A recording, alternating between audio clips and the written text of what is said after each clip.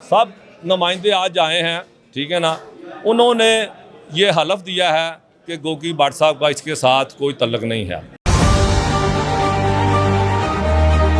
आज आपने देखा साहब ने हाथ उठाकर ये बात बुलंद की है कि गोगी भट्ट साहब बेकसूर हैं।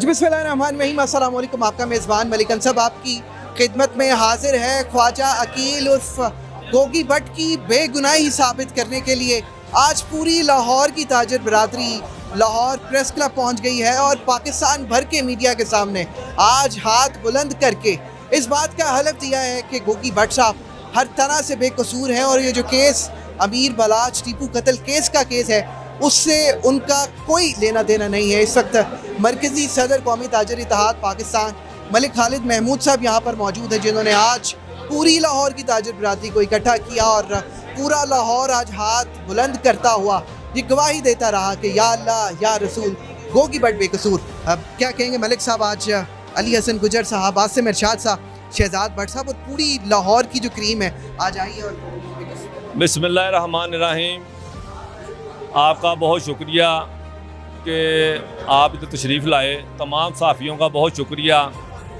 आज मेरे भाई आपने देखा है कि कौमी ताजर इत्तेहाद के अलावा लाहौर की जो बाकी भी ताजर तंजीमें हैं वो भी आई हैं। नई मेर ग्रुप भी आया है, अंजुमन ताजरन भी आई है, और भी जितने ग्रुप हैं, शालमी के हों, आज़म मार्केट के हों, टिम्बर मार्केट के हों, शू मार्केट के हों, जितनी भी लाहौर के मार्केटें हैं, गुलबर्ग बोर्ड है अपना, सारे बोर्डों के आज नुमाइंदे आए हैं। इशरा बोर्ड है, टाउनशिप बोर्ड है, ठीक है ना, सब नुमाइंदे आज आए हैं, ठीक है ना। उन्होंने ये हलफ दिया है कि गोगी भट्ट साहब का इसके साथ कोई तल्लुक नहीं है।